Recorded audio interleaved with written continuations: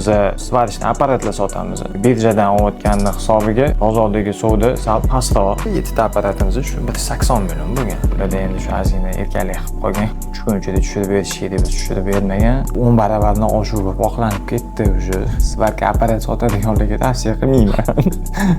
Assalomu alaykum. Meni ismim Komiljon. Biz svarishni apparatlar sotamiz. Jomiyda bor do'konimiz, Qo'yliqda bor, Qo'yliq Stroy bozorida bor do'konimiz. Tayyor brendini olib kiramiz, svarishni apparatlarni, kerak bo'ladigan aksessuarlarni olib kiramiz.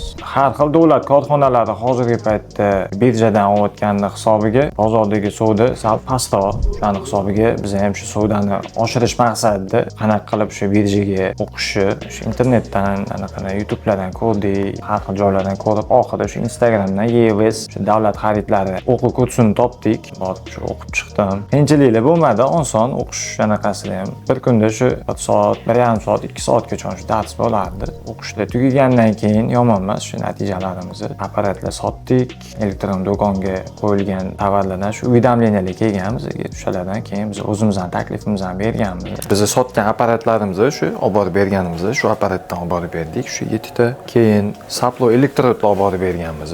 Mana qani bulardan ham shu kolичествоsi 2000-3000 dan oshuv. Endi har xilidan bo'lgan bu yerda shu 100 talik, 120 talik apparatlarga 40 talik apparatlarga endi har xil kolичествоda bo'lgan. Keyin men bu derjaklardan olib borib berganmiz. Mana 20 ta Uzmet kombinatga olib borib berilgan bundan. 27 milliondan oshuvroq bo'lgan. Saplo elektrodlarda bularniki 63 milliondan sal oshuvroq edi. Endi aniq summasi esimda yo'q. Shu 60 milliondan oshuvroq bo'lgan. Endi nargi apparatimiz 7 ta apparatimiz shu 180 million bo'lgan. Davlat xaridlarida ham shuni differensial organizatsiyalar ham bor. Ularda endi shu ozgina erkalik qilib qolgan. Ularda yutib olganimizda pulimizni shu vaqtda tushirib berishmagan. 3 kun ichida tushirib berishga deb biz tushirib bermagan. Bu ham shu 7 ta apparat summasi 180 millionlik bo'lgan. Ularni keyin shu Abdullaga yo'lovlarni ko'rsatib aytib o'tganlar. Shu Moliya vazirligiga xat qilganmiz, murojaat qilganmiz. Moliya vazirligiga murojaat qilganimizdan keyin 3 kun ichida pulimizni tushirib berilgan. Men bilan bitta kursda o'sha poligrafiya sohasida ishlaydigan odam bo'lgan, avtozapchastlar sotadigan odam bo'lgan. Kursga to'lagan pulingiz o'zini olib qoladi. Kursga to'lagan pulimiz endi 10 baravardan oshib oqlanib ketdi уже. Bitta savdo qilganimizdan o'zida qolganlari уже hammasi 100% shu foydamiz.